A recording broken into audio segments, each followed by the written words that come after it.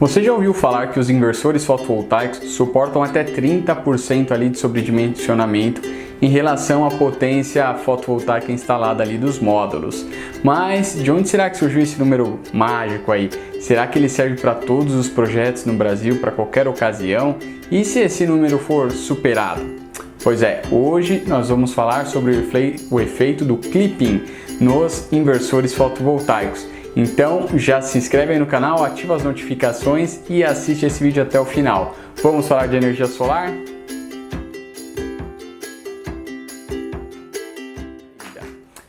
É importante antes da gente seguir que você tenha sempre fixo na sua mente o seguinte: quando a gente está falando de inversores fotovoltaicos, sempre que a gente fala da entrada do inversor, nós estamos falando do trecho de corrente contínua, ou seja, dos módulos fotovoltaicos até o inversor. E quando a gente está falando da saída do inversor, nós estamos falando do trecho CA, ou seja, do inversor fotovoltaico até a rede, certo? Sem me alongar demais, eu quero te lembrar que para fazer parte da comunidade Phototips é só clicar aqui no link da descrição, é gratuita a inscrição e você vai receber sempre aí no seu e-mail os vídeos que a gente envia aqui no canal em primeira mão, também os artigos do nosso blog e um conteúdo exclusivo semanalmente. Agora vamos voltar à lei dos 30% nos inversores de frequência. Por que essa prática existe? Muitas empresas, buscando otimização ali dos custos, acabam utilizando inversores fotovoltaicos aí com sobredimensionamento de 30%.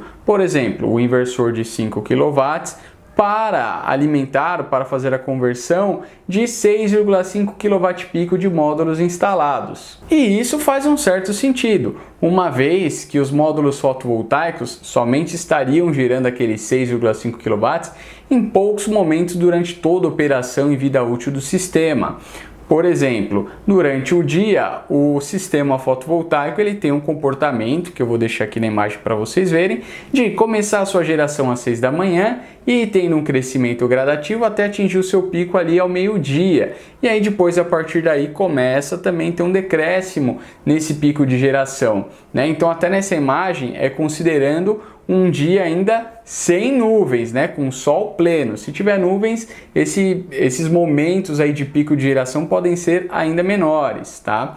Então faz todo sentido você imaginar que você não precisa de um inversor que vai ficar o tempo inteiro tendo a capacidade de entregar 6,5 kW na saída. Bom, além desse pico de geração que tem ao meio-dia, que a gente já mostrou na imagem aqui, você ainda tem as estações do ano diferentes também, que em algumas estações você vai atingir níveis de geração maior e outros menores. Isso significa que esse pico no verão pode ser um pico com valor máximo maior e no outro mês aquilo pode ser muito menor, tá? Então, realmente não é tão comum você trabalhar na potência máxima fotovoltaica.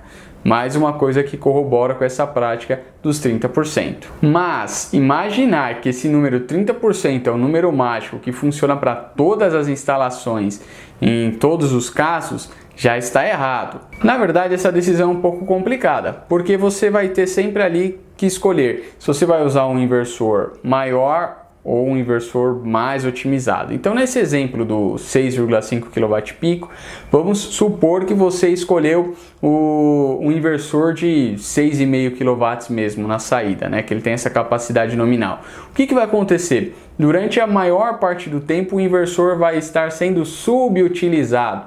Ou seja, você provavelmente investiu mais dinheiro sem necessidade pela relação do que aquele inversor, por ser maior, pode entregar.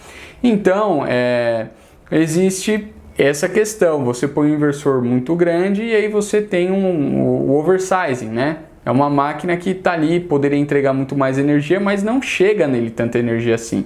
Vai chegar ao meio-dia em um dia de verão e só. Durante todo o resto do tempo ele vai estar sobredimensionado para aquilo. Agora existe o outro limite, que é se você deixa ele muito enxuto, né? Você considera ali um fator de dimensionamento dele de 30% ou mais, e aí você vai ter o inversor lá de 5 kW num local com alta radiação, em que por muito tempo durante o ano você vai estar entregando mais energia na entrada do que o inversor consegue entregar na saída. Isso faz com que aconteça o efeito clipping. Então, o que é aí o efeito clipping, né? Então, vou deixar aqui uma imagem para a gente conversar um pouco sobre esse efeito clipping, né?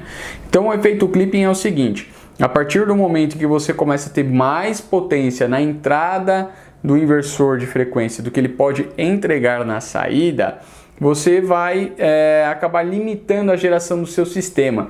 Então, aquele pico de geração que você teria, ele acaba sendo cortado, né? Ele acaba sendo limitado. E aí essa limitação é o que a gente chama de clipping. Então, você deixaria de estar gerando ali uma pequena quantidade de energia correspondente a esse pico. Então, tem essas duas questões, né? Ou você deixa o inversor sobredimensionado e aí ele fica funcionando, você investiu mais dinheiro do que precisava, ou se você reduz muito o inversor, você começa a ter um problema muito grande de clipping.